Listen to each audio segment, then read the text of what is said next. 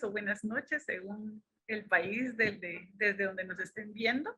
Mi nombre es Claudia María Lara Galo y les saludo desde Guatemala. Soy miembro de CIFEMAT, que es una red internacional de círculos y festivales matemáticos que nació en el año 2021. Nuestra misión es organizar, promover, difundir y desarrollar círculos y festivales matemáticos alrededor del mundo. El año pasado se llevó a cabo un crucero matemático en el que participamos y este año vamos a celebrar el segundo crucero matemático. Lo haremos con la intención de celebrar la fundación de CIFEMAT y también con la intención de hacer un homenaje a la persona y al legado de Ubiratán D'Ambrosio. En esa línea entrevistamos el día de hoy a Leonel Morales, a quien dejo la palabra para que nos comparta su nombre y desde qué país nos está saludando el día de hoy. Muy buenos días. Mi nombre es Leonel Morales Aldana. Estoy en Guatemala y soy guatemalteco. Y antes que nada felicito a la organización que está haciendo este tipo de homenaje para el profesor Ubiratán D'Ambrosio. Gracias, Leonel. Entonces, comenzaremos preguntándole qué grados académicos tiene usted, cuáles son sus estudios, experiencia, y qué fueron lo que lo llevó eventualmente a conocer a Ubiratán. Muchas gracias. Sí, soy graduado de doctor en educación en el área de metodología de la enseñanza en la Facultad de Educación de la Universidad Estatal de Campinas, Brasil. El profesor Ubiratán D'Ambrosio fue mi orientador de tesis, mi guía en todos esos años de doctorado. También tengo una maestría en enseñanza de ciencias y matemática de la Universidad Estatal de Campinas, Brasil, en este caso en el Instituto de Matemática, Estadística y Ciencias de la Computación. Cabe decir que ese instituto lo dirigía el doctor Ubiratán. Yo lo inicié en 1975 y esa maestría también era como que su criatura especial, ¿verdad? Él había diseñado y era profesor y etcétera.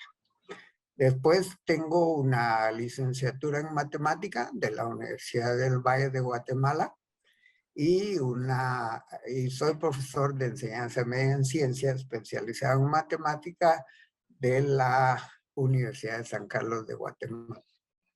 Ahí está. No me acuerdo qué más me preguntó. ¿Qué más? Con eso es bastante, Leonel, y a pesar de que puede parecer que no es importante, ese recorrido académico es valioso, sobre todo, pienso yo, para inspirar a algunos jóvenes e incluso niños y niñas que están mirando y que pueden ver, ¿verdad? Que uno puede pasar de ser profesor a licenciado en matemática y especializarse incluso fuera de Guatemala. Comencemos un poco situándonos en las fechas. ¿En qué momento conoció a usted Ubiratán? ¿En qué país, verdad? Para seguir ilustrando este recorrido académico. Sí, fue en el año 1975. Yo creo que Claudia no había nacido. En 1975, precisamente en la Universidad Estatal de Campinas, Brasil, ahí yo fui un alumno becado por la OEA. Déjenme decirles que era un estudiante por cada país miembro de OEA y era un estudiante por cada estado de San Pablo. Los extranjeros becados por OEA y los brasileños becados por las instituciones, creo que me olvidan los nombres ahora, pero por el gobierno de Brasil. En esa situación nos encontramos, conocí al doctor desde el primer día, ¿va? Él estuvo. Eso fue en 1975, sí, yo ya había nacido, ya ya era grande. Ah, pensé que no parece. No parece, pero sí. Y usted dice que llegó y ya él había fundado esta carrera, él la había diseñado y básicamente usted llegó a ser uno de los primeros estudiantes con esta cohorte. Sí. ¿Usted ya sabía que lo iba a encontrar a él o cómo se enteró de esta, de esta maestría o de estos estudios? Ah, sí, no sabía, no conocía al profesor Huiratán, no conocía la universidad, no conocía nada. Simplemente yo trabajaba como profesor en la Escuela de Formación de Profesores y el director recibió el anuncio de las maestrías y nos llamó a algunos y nos dijo, ¿les interesa? Y sí nos interesaba, llenamos los documentos, los enviamos y yo andaba de gira en otro país cuando mis papás me dijeron, hay un telegrama aquí de la Embajada de Brasil. Y entonces era para que me presentara a decir si sí o no iba a aceptar la beca. ¿Verdad? Excelente. Sí, sí. Justo ahorita la pregunta que viene es ¿cómo conoció a usted al doctor Ubiratán? ¿Cómo fueron esos primeros momentos? Y aprovecho a preguntarle también si usted ya hablaba portugués cuando lo conoció o no. Entonces, fundamos esas dos preguntas en una. Muy bien. En esa maestría él daba el curso de análisis matemático. Y en la primera clase tuvimos una controversia, porque él tenía una función que decía que era lineal y yo decía que no era lineal. Y entonces uno joven atrevido le digo, si quieres se lo demuestro. Y pasé al pizarrón y le demostré que no era lineal. Y entonces nos dimos cuenta que la diferencia era el idioma, ¿verdad? Y entonces ahí va también mi respuesta, no, yo no sabía nada de portugués. Y entonces en portugués esas funciones se llamaban lineales, que no significaban lo mismo que en español. Eh, Sí, claro que él comprendió, él hablaba también español y otros 6 idiomas aparte del portugués. Y de ahí tuvimos una buena relación. Él me conoció como un alumno preguntón y, y siempre estaba atento a lo que yo le iba a preguntar. Entonces sí, no sabía portugués. Fue difícil, ¿verdad? Pero ahí fue que lo conocí. excelente. Entonces, ese primer encuentro fue en el ámbito matemático.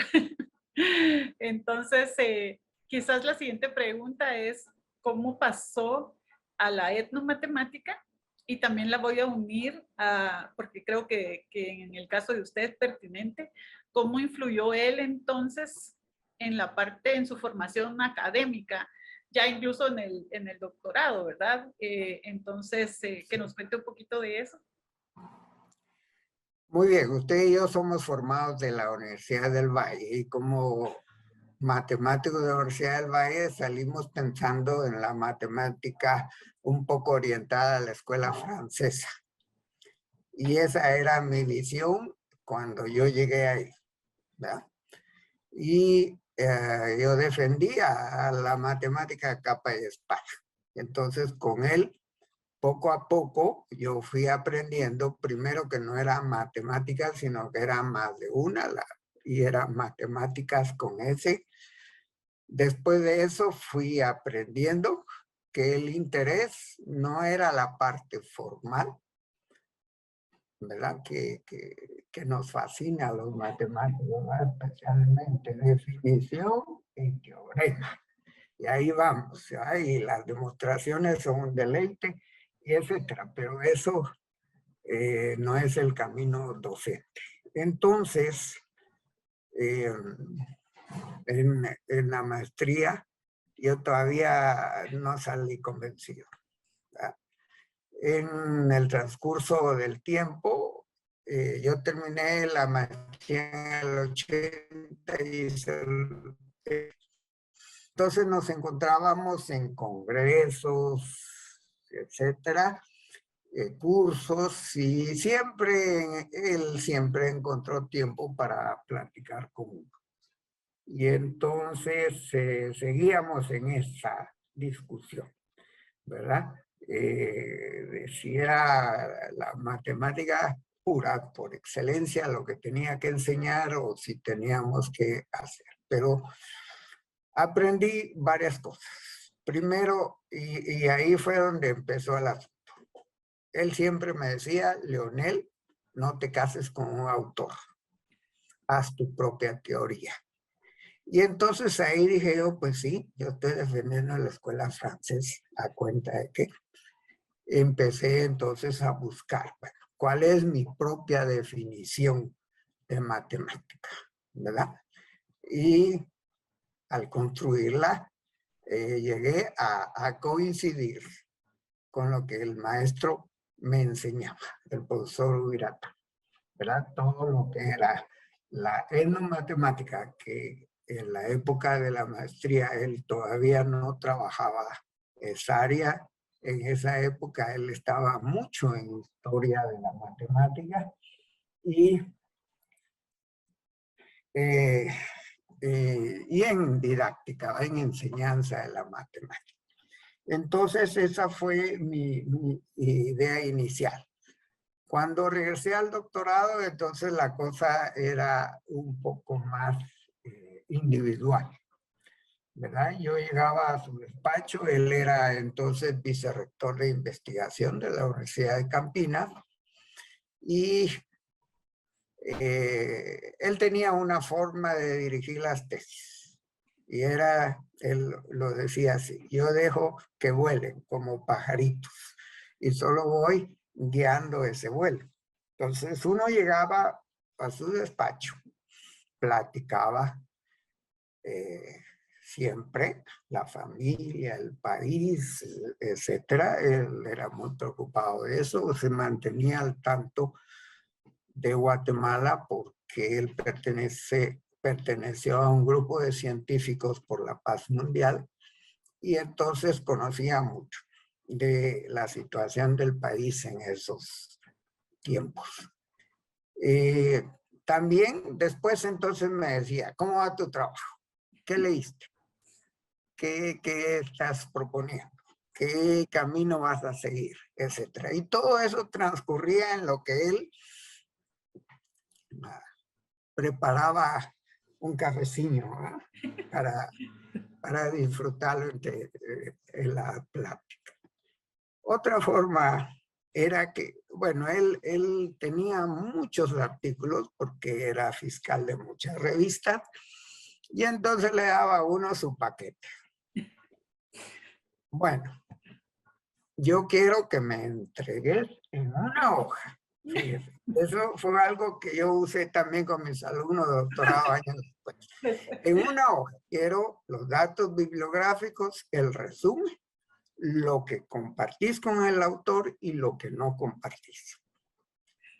Era un ejercicio excelente. Leíamos lo que estaba por publicarse, no se había publicado, lo que estaba por publicarse. Y eso nos hacía crecer. Probablemente no todo era del área de mi investigación, que dicho sea de paso fue resolución de problemas, el aprendizaje de resolución de problemas.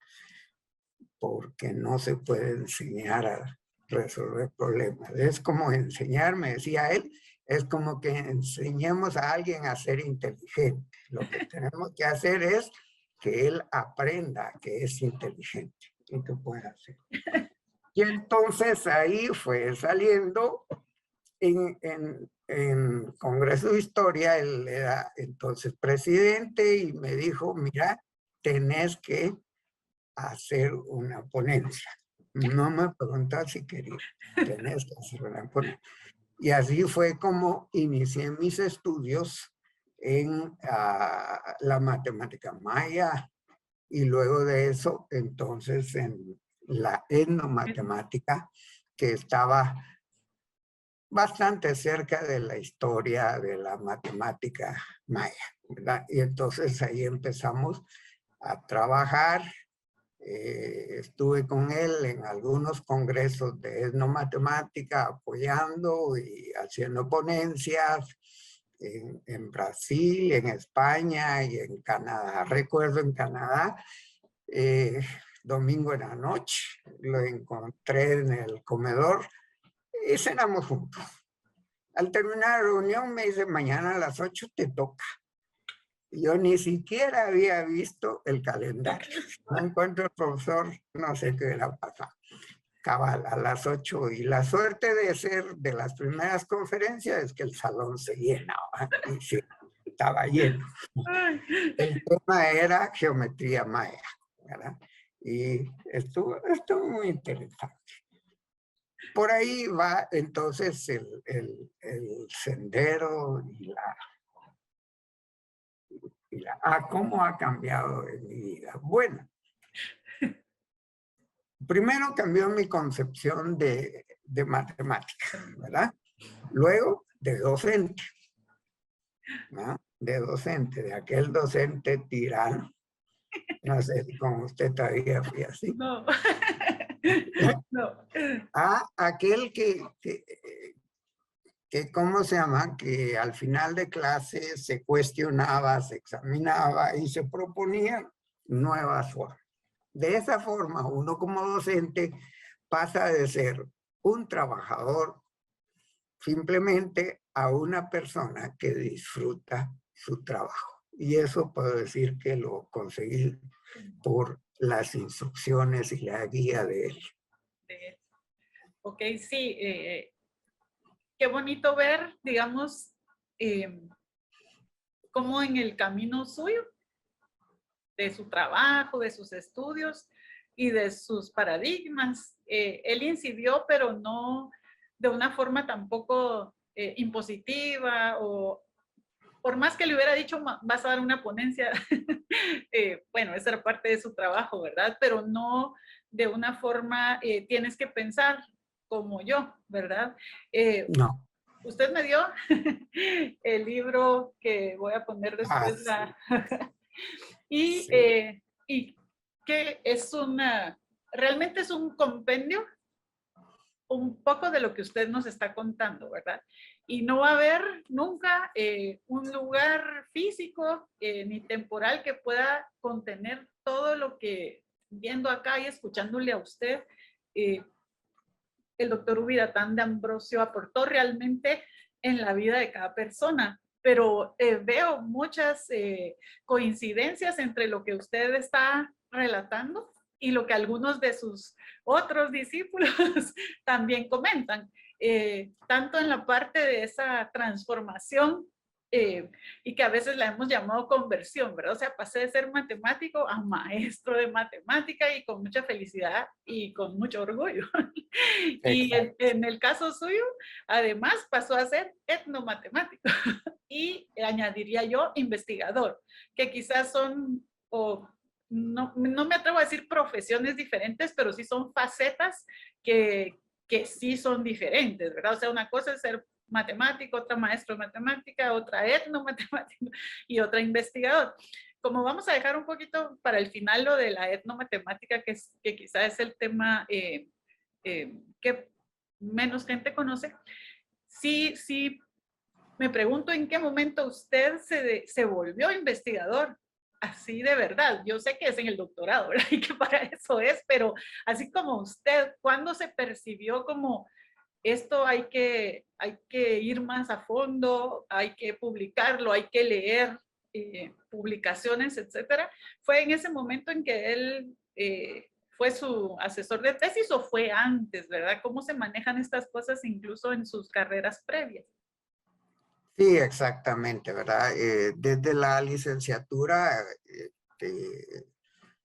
estaba uno motivado a hacer investigaciones y en esas áreas yo trabajé sobre formas diferenciales, también trabajé sobre funciones de medida y muchas de las cosas del área de topología. Hice pequeñas investigaciones, pero sí las realizamos en la maestría. Toda la maestría fue investigación. ¿verdad? Nosotros llegamos y no había profesores, salvo el profesor Huiratán o un profesor que nos daba inglés por computadora, imagínense, en 1975, y un profesor que nos enseñaba programación, 3 cursos. Y entonces, imagínense, va toda la gente inconforme, nos reunimos y dijimos, no, tenemos que hablar con Huiratán, eso no venimos hasta aquí por 3 cursos. Entonces, pues Huiratán llegó y dice, bueno, está bien, digan que quieren, hagan la lista, programa, el cronograma, y etcétera, etcétera. Y exactamente eso es lo que él quería, ¿verdad? Que nosotros construyéramos en base a nuestra experiencia, nuestras necesidades, todo lo que necesitamos y todo lo que nos iba a llevar a las investigaciones que resultarían naturales casi. La Universidad de Campinas y el profesor Huiratán hicieron todos los esfuerzos para llevarnos a los mejores profesionales de cada uno de los temas que habíamos pedido. Y como resultado de la maestría, que nos juntamos 5 años después, porque él hizo esto en 4 promociones, y nos juntamos todos los del área de Centroamérica en Panamá, y cada uno expuso lo que hacía. Y cada uno le puedo decir que expuso más de un proyecto en el que estaba trabajando en investigación, ¿verdad? Ya en el programa de doctorado uno tiene una investigación principal, que es la que le va a dar el grado de doctorado, pero a la par resultan muchas cosas. Déjeme contarle. Todavía en mis amores de matemática, yo trabajaba en inteligencia artificial, que aprendí ahí, ¿verdad? El profesor de inteligencia artificial, el profesor Valenti, había sido egresado del MIT el año anterior al que yo llegara. Entonces estábamos ahí y yo tenía que hacer en mi tesis, bueno, mi tesis basaba sobre la construcción del aprendizaje por el estudiante. Por lo tanto, la computadora no tenía el mismo rol que había tenido, que era más behaviorismo que otra cosa. Entonces, eso estaba en el área de inteligencia artificial, por lo tanto, cambiamos. El estudiante le preguntaba a la computadora le daba lo que él quería, y si no lo tenía, entonces le daba oportunidad a que el estudiante le enseñara a la computadora. Eso no se puede hacer en los lenguajes de la época, salvo en los lenguajes de inteligencia artificial. Había una parte de la tesis que no me salía, entonces regresé a mis antiguos amores y dije, bueno, voy a programar una topología y voy a programar una álgebra booleana, y como la computadora aguanta, después voy a ver cuántas topologías son álgebras. Y en programando eso, que en los lenguajes de inteligencia artificial es fácil, ¿no? Bueno, cuando uno aprende, ya es fácil. Entonces, programando eso, me encontré la solución del problema de mi tesis que no me salía. Dije, esto es lo que necesito. ¿Qué tal? Ya, salió. Yo era estudiante de educación, recuerdo, y hacía ese trabajo en el laboratorio de posgrado de computación. Hice varios amigos, y cuando me salió eso decían, no, lo copiaste. Ya. ¿Y de dónde? Total, porque ellos no creían que alguien de educación fuera capaz de hacer un trabajo de inteligencia artificial. Pero sí se pudo. Entonces, ese es el mensaje. Tal vez me extendí mucho. Pero el mensaje es que uno tiene una línea, pero tiene otras áreas también, ¿verdad? Y va haciendo paralelo. Puede ser que me interese el aprendizaje, pero también me interesa la evaluación, ¿verdad? Porque si no, no puedo comprobar si funciona el aprendizaje, ¿verdad? Yo no puedo tener distintos aprendizajes con un mismo sistema de evaluación, ¿verdad? Tiene que tener, y así en adelante. Excelente. Sí, qué importante eso. Me llama la atención también esa libertad que les dio a ustedes y que, como usted dice, era la que él quería, ¿verdad? De diseñar su propio pensum, básicamente.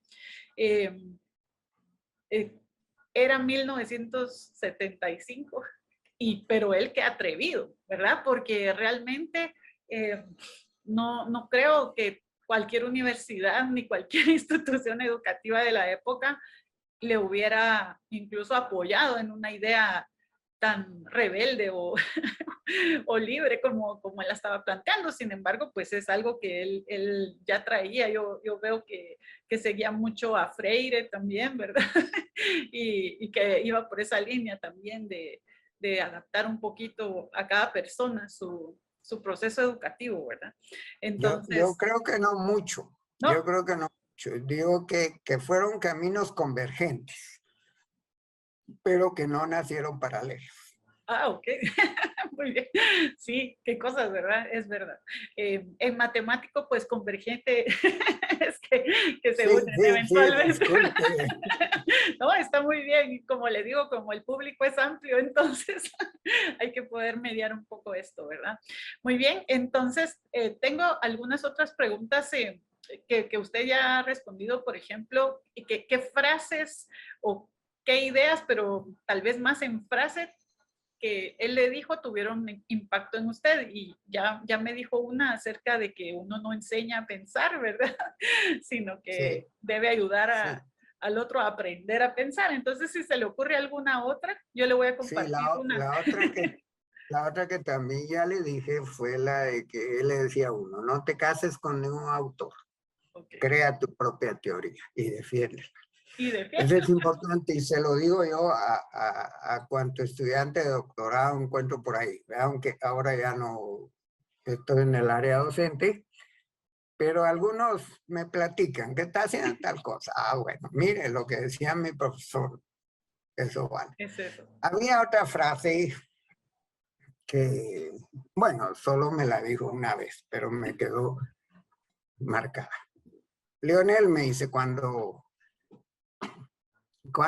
el orientador se muere y va al cielo, antes que su alumno, entonces me dice, cuando el alumno muere y llega, él lo presenta al resto de académicos. Y la cosa sigue, ¿verdad? Sí, y sigue, ¿verdad? Yo le iba a contar esto de último, pero creo que es pertinente ahorita. Yo conocí a Ubiratán y a su trabajo por usted, ¿verdad? Porque usted hablaba mucho de él y trajo algunos de sus documentos, pero eran en portugués y mal de mi parte, en vez de ponerme a estudiar portugués, dije yo no, ¿verdad? Pero luego conocí algunos otros libros de él ya en español en alguno de estos eventos de matemática educativa, particularmente la RELME, donde por cierto él nos acompañó. Y justamente en esa ocasión yo estuvimos en Oro Preto y fue un momento especial, ¿verdad? Y yo le hablé, lo saludé y le dije, yo soy Claudia, vengo de Guatemala y así como usted es discípulo de él, pues yo con mucho orgullo digo, yo soy discípula de Leonel Morales. Y entonces él me dijo, Gracias. Leonel, qué maravilla. Él, como siempre, iba con su esposa, ¿verdad? Ya era un señor mayor, pero iban juntos y siempre estuvo muy dinámico y compartiendo, tal como usted dice, con cada persona. O sea, es de esas personas que uno está con él y siente que está con él, ¿verdad? O sea, le escucha, le presta atención 100%. Entonces yo le dije, bueno, pues yo soy discípula de Leonel y él me dijo, eso es maravilloso, es que él es como un hijo académico para mí, me dijo, ¿verdad? Entonces yo le dije, bueno, igual yo soy la hija académica de Leonel, ¿verdad? Y él me dijo, entonces eres mi nieteciña, no sé cómo se dice en portugués, pero será mi nieteciña académica. Y sí, o sea que por lo menos él ahorita que ya esté presentando o siendo presentado por sus discípulos, ha dejado una cadenita ahí muy buena, ¿verdad? Y eso nos lleva a la siguiente pregunta, ¿verdad? ¿Qué es o qué entiende usted después de todos estos años de haber estado con él y de usted mismo haberse convertido, porque sí lo es, en etnomatemático? ¿Cómo define la etnomatemática? Como primera pregunta, ¿verdad? Porque luego ya vamos a platicar qué importancia tiene, sobre todo para Guatemala, ¿verdad? Pero primero, ¿qué es la etnomatemática? ¿Cómo la define usted ahorita? Existen muchas definiciones, algunas son de Wiratán, otras son de Patrick Scott, por ejemplo, de Kilpatrick y muchas otras genialidades en el mundo de la enseñanza de la matemática, ¿verdad? Algunas más extensas y otras. Para mí debe ser algo simple como se espera que sea la etnomatemática. Para mí es la matemática de las personas, del pueblo, del quehacer, y no la de los académicos. Simple. Así. Simple. No, no la de los académicos, que posiblemente sea más teórica, es la del hacer, dice usted, de las Sí, personas, de las normalmente. culturas. Aquellos que están en su torre de marfil y creen que si no es como ellos dicen, no, no es. No es. Muy bien. Bueno, entonces en esa misma línea, ¿qué importancia tiene esto en un país como Guatemala? Bueno, yo diría qué importancia tiene como docente. Y viendo como docente, entonces luego vemos lo demás. Como docente, la importancia es partir de las cosas que están, que son, que la gente ve, que el estudiante ve, observa o va a sufrir y después de eso entonces matematizar para obtener los resultados. Nosotros tenemos, ahora para Guatemala, nosotros tenemos un país donde muchos de nuestros estudiantes de nivel básico y de universidad trabajan. Entonces, ellos necesitan una matemática que les apoye, que los haga mejores, que haga más científico su trabajo, pero que no esté basada en axiomas, postulados, lemas, teoremas, corolarios y todo lo demás que usted sabe. Por cierto, la literatura también tiene corolarios, me acabo de enterar. Entonces, sino basada en las aplicaciones, pero aplicaciones reales, ¿verdad? Aquellas que están ahí. Entonces, si hacemos eso, el aprendizaje de la matemática mejorará. Y en los estudiantes del país hará como un boom. Ya no será aquello de que, ay, no me gusta la matemática, sino al revés, qué interesante la matemática. Vamos a la clase de matemática. Miremos ahora qué sorpresas trae el profesor. Y entonces, ¿qué va a pasar con el país? Pues definitivamente va a tener un mayor desarrollo científico, tecnológico y humano. ¿Verdad? Ya no estamos viendo una matemática que es fría, sin carácter, sin personalidad, sino estamos viendo una matemática más cerca del ser. ¿No? Como mi matemática, digamos, partir de ahí. Sí. Sí, ok. Mire, pues Guatemala, con todo lo que hicieron los mayas, debiera de ser un país de matemáticos. La mayoría llevamos sangre maya. Entonces, debiera de ser un país de matemáticos, ¿no? Quizás eso me motiva a preguntarle, pero realmente, ¿qué piensa usted además que es la matemática? Porque cuando le escucho, me da un poco de miedo, no de usted ni de mí, que la gente pueda creer, bueno, entonces si usted trabaja, digamos, como carpintero, entonces usted ya usa matemática, ya tiene parte de eso, y a raíz de eso, pues puede ya volverla una cosa un poquito más formal, o más teórica, o más científica. Pero alguien podría decir, bueno, entonces eso solo es áreas y medidas y, y realmente es mucho más, ¿verdad? En mi criterio. Entonces, tal vez que nos amplíe un poco a qué matemática quisiera usted que a partir de esto cotidiano llegar a un estudiante por lo menos egresado de básicos, como usted dice, que serían unos 15, 16 años como mínimo, que es lo que nuestra ley exige, digamos. Muy bien, me gusta que haya tomado el tema del carpintero. Mi padre era carpintero y yo soy aficionado. Entonces, en la carpintería también hay que crear muchos algoritmos, ¿verdad? Usted va a hacer un proceso, tiene que hacer 20 puertas. Cada puerta tiene una cantidad de cosas que se repiten.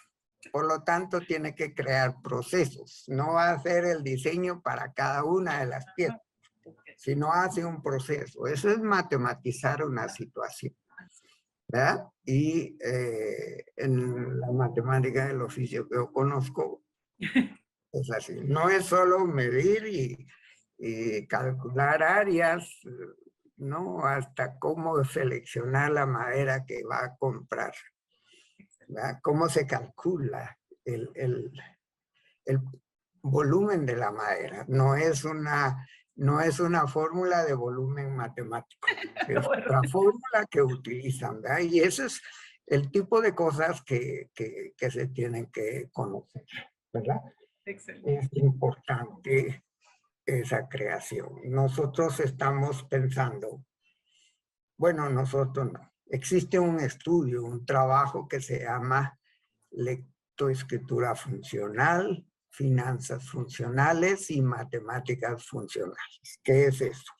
Es el resultado de una entrevista con una cantidad respetable de dueños de negocios, de gerentes de producción, de empresas pequeñas y medianas, y etcétera, etcétera, ¿no? Y entonces la investigación concluye en qué matemática necesita el dueño del negocio que sepa el alumno egresado.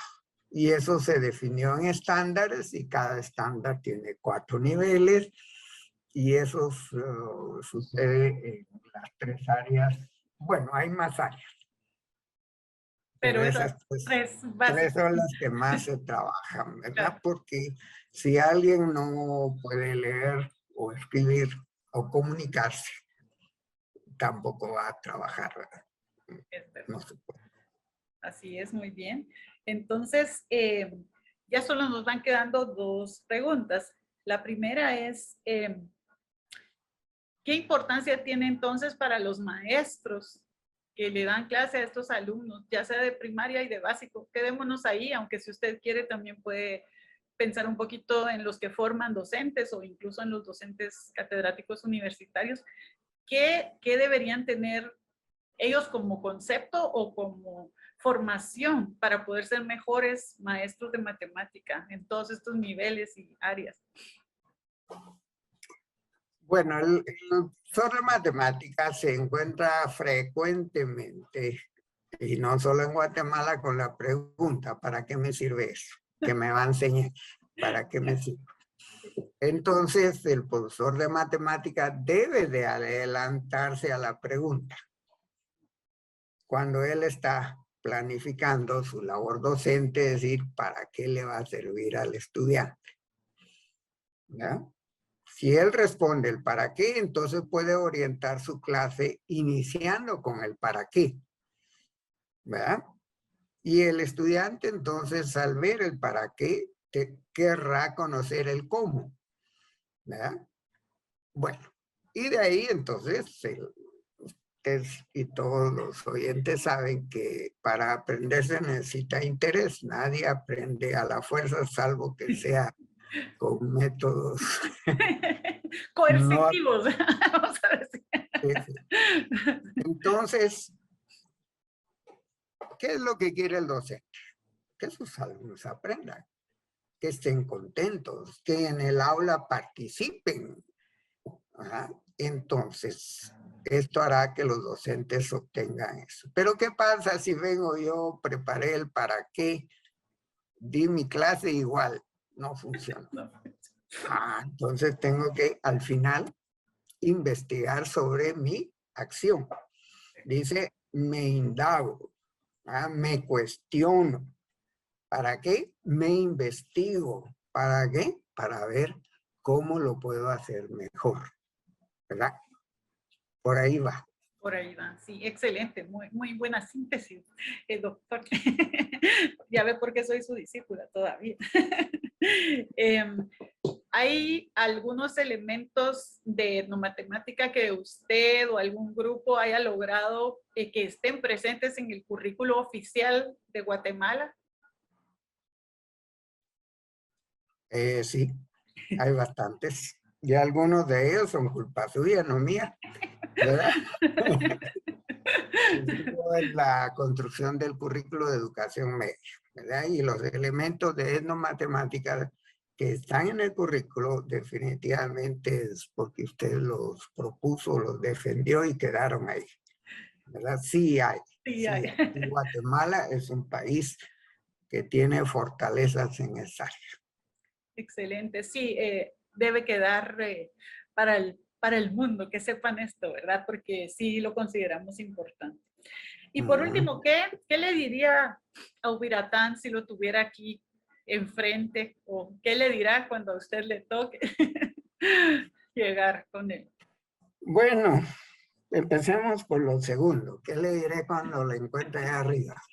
Bueno, lo primero es, mire, antes de eso lo voy a contar. Ubiratán vino a Guatemala y el doctor Bernardo Morales me dijo, como usted lo conoce, usted se encarga de eso. Viene tal día, en vuelo tal a tal hora.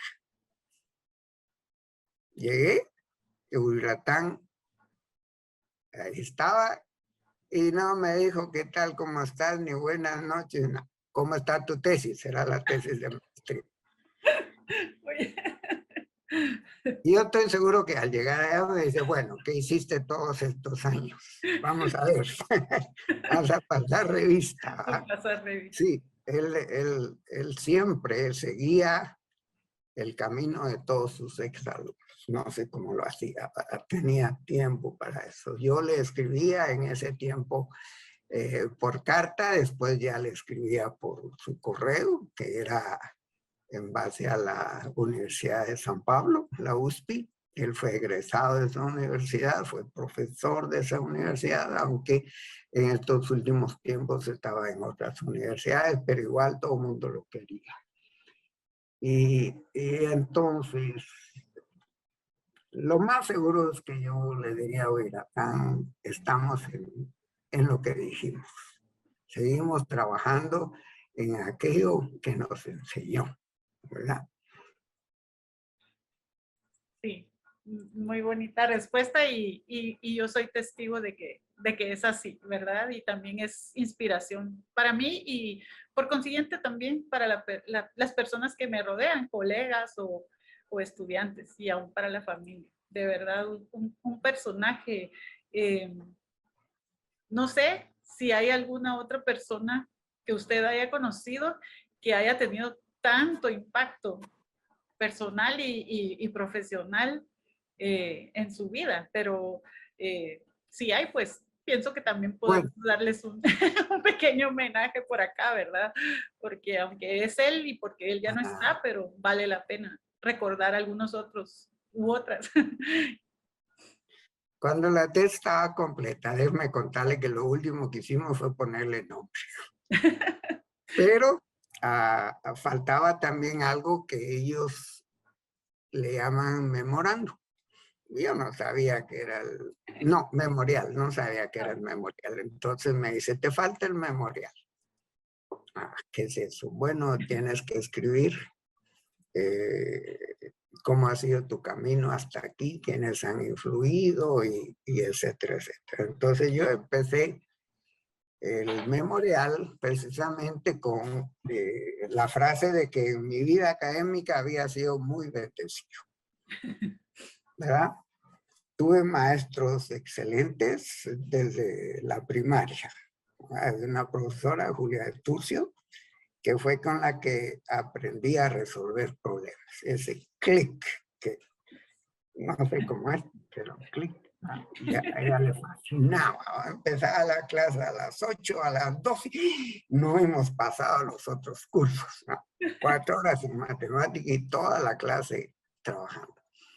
Después de eso, pues en el bachillerato tuve un profesor, Guillermo Ross, excelente matemático, en el Colegio La Patria, en la universidad, usted los conoce, el doctor Bernardo Morales, el doctor Jorge Antillón, especialmente marcaron mucho de mi vida. Ya en Brasil, además del profesor Ubiratán, está el profesor Lafayette de Moraes, ¿verdad? Él también marcó mucho. Y mis colegas, muchos de ellos se quedaron como docentes de la Universidad de Campinas. Qué bueno que tuvo buenos ejemplos para inspirarse, porque así puede seguir. Bueno, hubiera uno no muy bueno. No, muy bueno, sí. Pero eso los olvida uno. No, sí, Me faltó mencionar al doctor Gilo. al doctor Gilo, sí, claro. Antonio Gilo. Antonio Gilo, sí, es Antonio Gilo. No me perdonaría no mencionarlo. No mencionarlo, sí, claro que sí. Sí, además guatemaltecos, ¿verdad? Como el doctor Morales, sí. El doctor Antillón, el doctor Gilo. Sí que importante es tener esos ejemplos, ¿verdad? Y estas personas.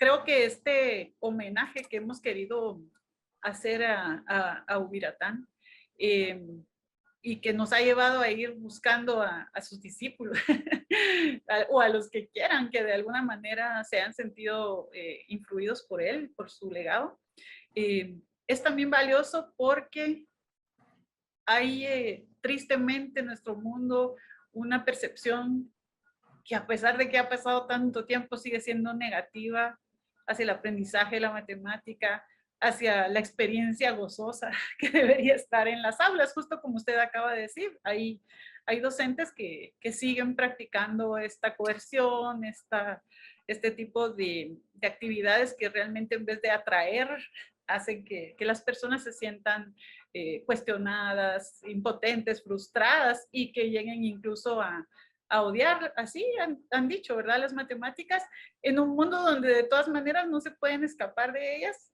y realmente ideal sería que las reconocieran y las abrazaran para poder amarlas y también ser más eficientes, porque sabemos que si sí les interesa y les gusta, pues seguramente va a ser más fácil que quieran seguir aprendiendo. Entonces, uno esta iniciativa de CIFEMAT de hacer los círculos y de los festivales matemáticos con toda esta trayectoria académica, pero también humana del doctor Ubiratán D'Ambrosio y también de la suya, doctor Leonel Morales, ¿verdad? Ejemplo de maestro, de matemático, de investigador de Guatemala. Y pues le invito a decir algo para finalizar, alguna conclusión, algún mensaje para todo este público que esperamos que sea muy amplio y que escuchen nuestras palabras en algún momento. Y el profesor Ubiratán fue un profesor universal. Usted va a distintos continentes y va a encontrar alumnos, digo exalumnos, o seguidores simples por sus publicaciones. Hay países especiales como Mozambique, en los cuales él desarrolló programas de doctorados diferentes y que están dando frutos. Yo conocí a algunos de los estudiantes y luego en los congresos los fui viendo crecer y cómo al final ya doctores presentaban publicaciones excelentes, ¿verdad? Y en la línea del profesor Ubiratán. Y eso lo va a encontrar en todas partes, en América Latina y todos los continentes, ¿verdad? Realmente fue universal. Muy bien, entonces sabemos que no todos vamos a lograr los mismos alcances, pero sí podemos divulgar lo que estos grandes han hecho por nosotros y por nuestra profesión, sea de matemáticos o de matemáticos educativos o de no matemáticos, con aquello que nos identifiquemos más, ¿verdad? Entonces le agradezco mucho a Leonel por el tiempo y por compartir, como dijimos desde el principio, es la parte humana, que al final es la única, ¿verdad? Que hay en las personas, pero que a veces se olvida. Sin embargo, yo creo que en el caso de del propio doctor Ubiratán y del suyo, realmente la parte humana es lo que es, ¿verdad? O sea, un profesional que no trate a sus alumnos como personas, que no les dé libertad, que no los exhorte a ser mejores, no es un buen académico de todas maneras. Y en este caso, pues, qué suerte la nuestra, qué bendición habernos topado con Sí, él. exacto. Entonces muchísimas gracias y no se olvide de participar en el crucero, ¿verdad? Para poder verse usted, recordar este momento tan bonito y también conocer a otros que como usted también van a compartir, ¿verdad? Esta parte humana y este legado que él nos dejó. Así que Claro que sí, muchísimas estaré gracias. pendiente, pero espero que usted me recuerde. Por supuesto que le voy a... Quiero terminar con una parte de un poema que decía: ha muerto un inmortal. Qué bonito. Sí, es verdad. Y entonces no ha muerto, ¿verdad? Mientras estemos ahí. Muchas gracias, Leonel. Las torres, las